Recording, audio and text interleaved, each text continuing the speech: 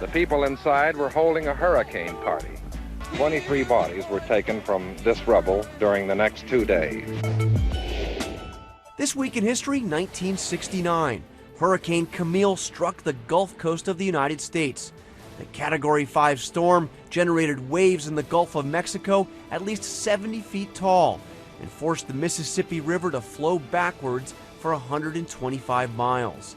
Hurricane Camille killed 260 people and caused $1.4 billion in damages. Everywhere you look this morning, you see signs of destruction. 23 years later, this week in 1992, it was Hurricane Andrew. 65 people died as the storm tore through the Bahamas, Louisiana, and into southern Florida, destroying 25,000 homes in Miami-Dade County alone. Hurricane Andrew cost the United States another $26.5 billion in damages. This week in 1968, massive anti-war protests broke out during the Democratic National Convention in Chicago. Mayor Richard Daley deployed 12,000 police officers to the streets to quell the protests, later sending in another 15,000 state and federal officers. The Battle of Michigan Avenue riot was broadcast live on television, with demonstrators famously chanting, "The whole world is watching." And this week in 2007, the Texas Rangers beat the Baltimore Orioles in Game 1 of a doubleheader. The final score, 30-3, the highest winning score in a modern game of baseball. With This Week in History, I'm Jonathan Carl. This is AP News Minute. Officials said Sunday that a child suicide bomber between the ages of 12 and 14 killed at least 51 people and wounded nearly 70 others at a Kurdish wedding party near Turkey's border with Syria. Authorities say the attack was an apparent attempt by Islamic State extremists to destabilize the nation by exploiting ethnic and religious tensions. Authorities say a man confessed after 5 people were found dead inside a southern Alabama home. A 4-month-old baby was found alive. Police say the victims were found Saturday afternoon inside the residence. 9 people are dead after a suicide bomber detonated an explosives-laden vehicle at the gate of a local government headquarters in northern Somalia, while another bomber targeted a marketplace next door. Authorities say the Al-Qaeda-linked Al-Shabaab group claimed responsibility for the attack. President Barack Obama spent the morning playing golf on Sunday at the Farm Neck Golf Club in Massachusetts. The president was scheduled to return to the White House later in the evening after a 16-day vacation on Martha's Vineyard. Krista Fourier, Associated Press, with AP News Minute. Overseas in Turkey, ISIS is being blamed for a horrific attack at a wedding. A suicide bomb killed at least 50 people Saturday and wounded nearly 70 others. Turkey's president says the bomber was as young as 12 years old. The groom was injured, the bride not hurt. Holly Williams is in Istanbul. Less than a day after a wedding party became the scene of a massacre, they buried their dead. Gaziantep is just 40 miles from the Syrian border, and ISIS is the most likely culprit, according to Turkey's president. So far, the extremists haven't claimed responsibility. But this explosion comes just weeks after 3 suspected ISIS terrorists detonated themselves in Istanbul's main airport, leaving nearly 50 dead. And it's been only a month since an attempted military coup saw tanks on city streets, fighter jets flying low overhead, and an explosion tear through Turkey's parliament building. The Turkish authorities blame the failed coup on Fethullah Gulen, a moderate Islamic cleric who lives in self-imposed exile in Pennsylvania. Gulen denies it, but the Turkish government is demanding his extradition. And many Turks have now come to believe that the US supported the failed coup.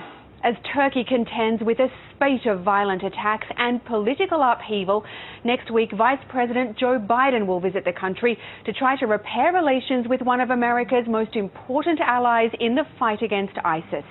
Elaine. Holly Williams in Istanbul. Holly, thank you.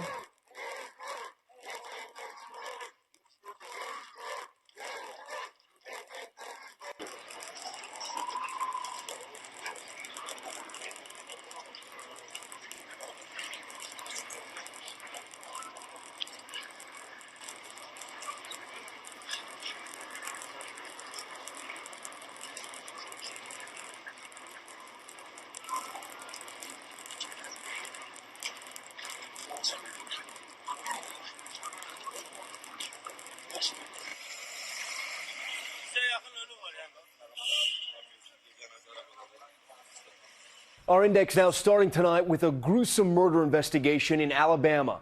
A domestic dispute that ended with 5 people being killed in their sleep. One of the victims, a pregnant woman. Police say suspect Derek Dearman went on the killing spree in an act of vengeance against his ex-girlfriend, executing some of her relatives. He allegedly abducted her and a baby as they tried to flee the scene before later turning himself in.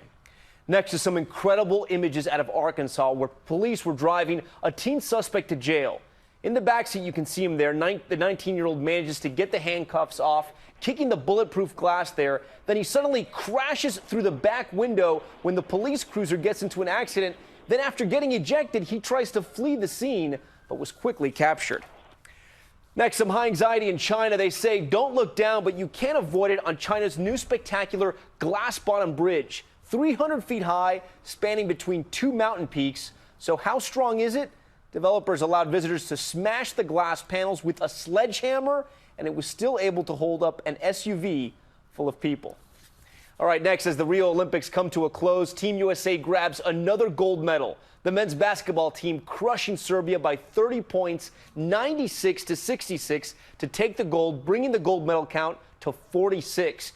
But it was another competition that got a lot of people talking in Rio today. The coaches of the Mongolian wrestling team, you see them there stripping off their clothes in protest, furious over a referee's call that gave the bronze medal to Uzbekistan. A completely Chinese underwater auto vehicle is now under mass production less than a month after passing the acceptance test.